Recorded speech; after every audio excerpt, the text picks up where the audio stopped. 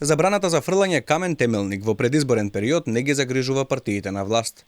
Тоа е така бидејќи и немаат нови инвестиции, а и оние странски инвестиции кои решиат да инвестираат во технолошко-индустријските зони, за кои власта не заборави да се пофали. Најнов пример е јужнокорејската инвестиција за производство на автоделови од компанијата Алмак, за која владата уште во 2019 плати изработка на реклама која ветуваше инвестиции од 120 милиони евра во технолошко-индустријските развојни зони, нови работни места и плати од 900 до 2000 евра.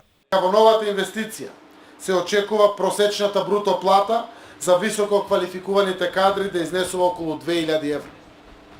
Согласно планот на инвеститорите, ќе бидат отворени повеќе од 70 нови работни места од технолошките дејности, кои ќе придонесат во развојот на локалната економија, почнувајќи од 2022 година, кога се очекува старт на производството. Но компанијата Алмак пред само 3 дена беше избришана од Централниот регистар. За сега нејасно е дали изборниот законник забранува фрлање лопати земја и за погребување на пропаднати инвестиции, или за такво нешто нема законска пречка. За така наречените големи странски инвестиции предупредуваше и опозицијата уште во 2019-та. Тие алармираа дека Зоран Заев и власта предизборно лажат, бидејќи носат инвестиции од компании со сериозни финансиски проблеми и пред банкрот.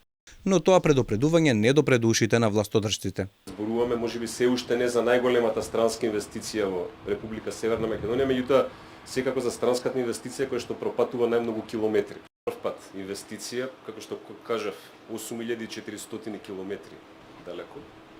Меѓутоа не со скапа кампања, не со скапи патувања, секако не со скапи ручеци и хотели, меѓутоа со помошта на добриот збор. Од Алфа ТВ упативме прашања како до владата, така и до технолошко-индустријските развојни зони. За тоа, што се случи со компанијата Алмак, зошто пропадна и дали воопшто некогаш започна со работа. Но тие решија да премолчат и да не дадат одговори за јавноста.